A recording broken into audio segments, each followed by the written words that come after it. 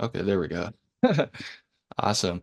Hey, what's up, everyone? I got Sterling Derk and Brendan here with me, owner and marketing manager of Mr. Derk that's based in Canada. They also have a retail store that you can visit in Edmonton. So, Sterling and Brendan, tell me a little bit more about Mr. Derk and, basically what you guys do and what are you guys all about? Yeah, so I could speak on that. So like Mr. Dirk is a family business, third generation. So we really specialize in menswear tailoring. My grandfather was a tailor. My father took over the business in the 80s, and then now I've taken over the business now. And essentially, we are a brick and mortar shop. We have an online shop, and we've had it operational for the last like 10 years. We ebbs and flows. We find challenges for us is more like along finding time because we're so busy with our clients in store. But what we really found the switch for us was like focusing on using the website as a tool to promote with our clients.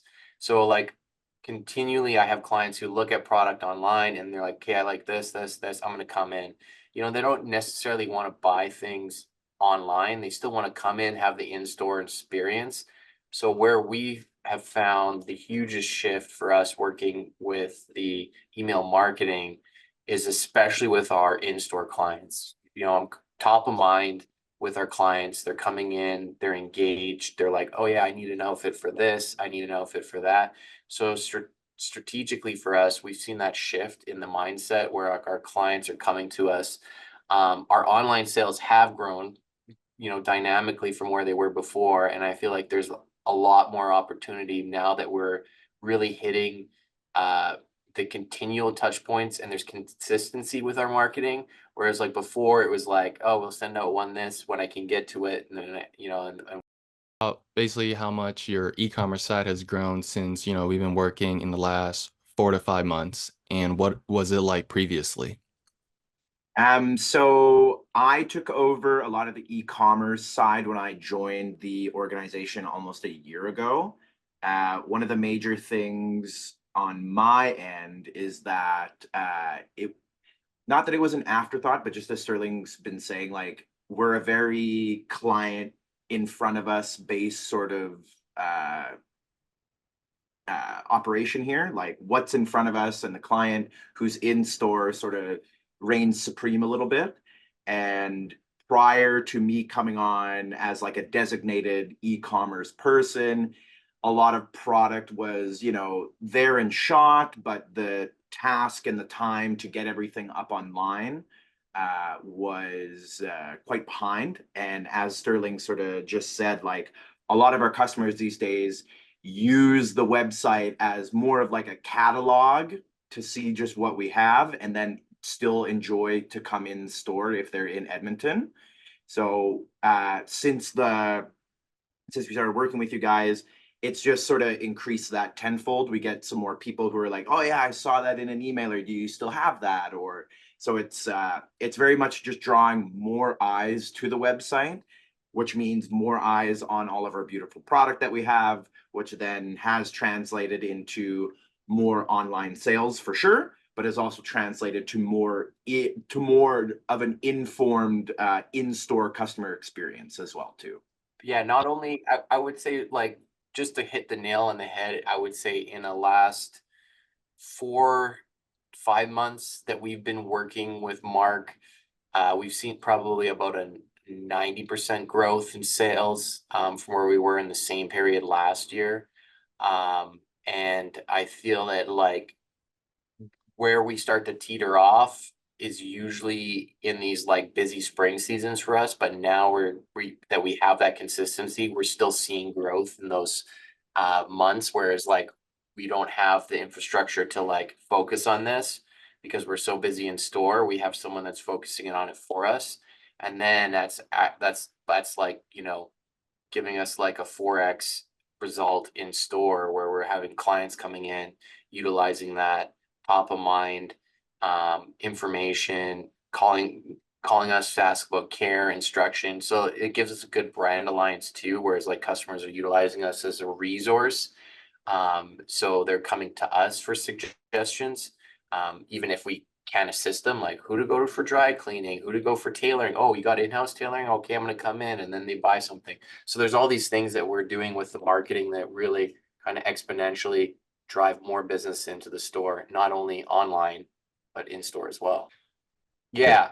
And it's not only that, I would say it's like, customer feedback where like I'm going out networking or I'm having clients coming in and they're like, oh yeah, I got your email. Or like, oh yeah, I got to come in, like, so usually I find nowadays with like, you know, the way that we work, we are much more productive. We have less time. So you need to be more efficient with your time. So like a business like ours, this is where like being top of mind and then the client aligning with us brand wise, it really adds that element. Whereas before it was kind of like not being top of mind because there's just no gentle reminder, which is like an email is a nice, amazing way to do that.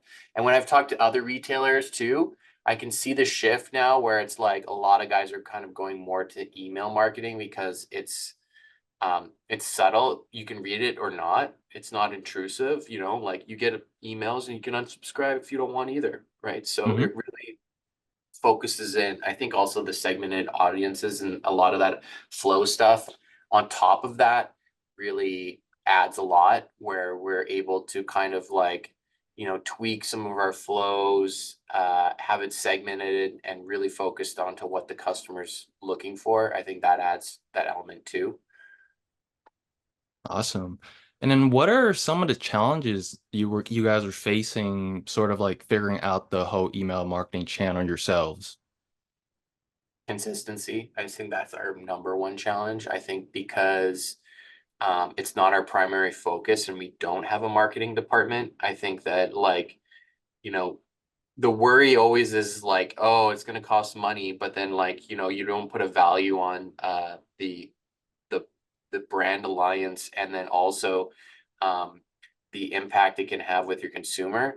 So, I mean, a lot of it's not measurable, and that's the biggest challenge is that I think people don't want to take the leap because they're like, okay, I'm not getting the online sales, and I'm like, but if I was to take all my clients' emails and then look at all the guys who look at the emails and then see who's actually coming into the store, and I already know this, it's a lot of those people are on the email list, right? Hmm. So I think just it's like it's why do people use Instagram? It's because they look at it and there's a gentle reminder on that. But email is like a really kind of nice subtle way to do it. And it doesn't feel like, I don't know, sometimes I feel like Instagram is a little bit more personable.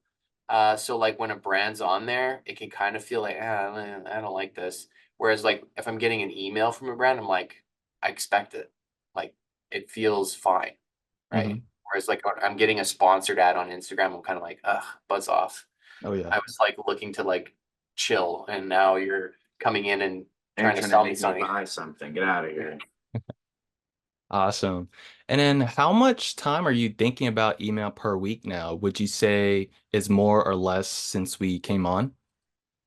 Uh, I would, so, I think from my perspective, like we've got the workflow. I feel like it's kind of become more of like we we have a workflow in place. We know we got content coming down the stream. So we're thinking about it, but it's not in the same thing like, oh, I need to execute. I need to write this. I need to do all of all of these things that need to come in it.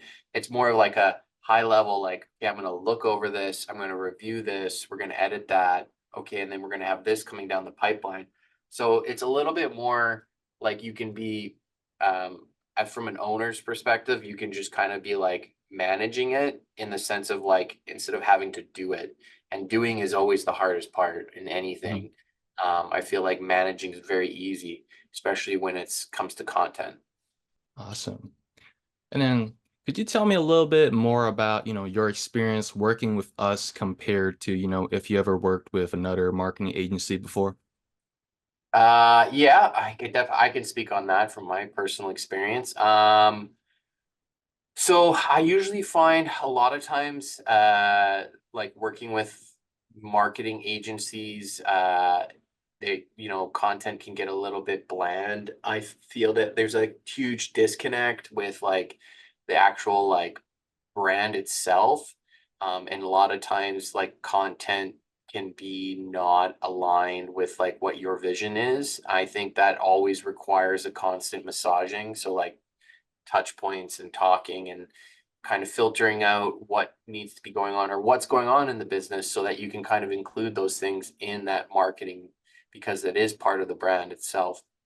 So I would say that's like a big element that I would say that I see a little bit more of that like human connectivity and in regards to like the content that we're getting now, whereas like before it was like a little bit more bland. And also like visuals, I would say like the ability to like execute and get it out is a lot quicker than what I was used to before. Awesome. And then just sort of the last questions to wrap everything up for anyone who's on the fence about working with us, what would you say to them? I would say, you know what, the proof is in the pudding. You got to try it out before you can say anything. And then in my experience, I just give you my 2 cents. I get 10, 20 cold emails a day. And I don't know, your email came through and I was like, you know what, this is something we need. And I was like, let's just try it out. And I kind of, it's like throwing a dart at a dartboard, but something felt right. I've seen enough of the emails. There was like that human connectivity in that sense. I didn't feel like it was like some guy writing a stupid joke trying to get my attention. And once I met you and we went through the process and the onboarding and you kind of laid out like what the, the workflows and the emailers and all of the ideas that you had about our company just from having a few conversations, I said this felt right. So I feel like a lot of times you just need to take the leap of faith, which is the most important part. If it feels uncomfortable, it's usually worth it. That's usually my 2 cents. Awesome. Well, I do appreciate your time today. And, as always, it's always a pleasure talking to you guys. Thanks. Thanks for having us. Appreciate you there, Mark.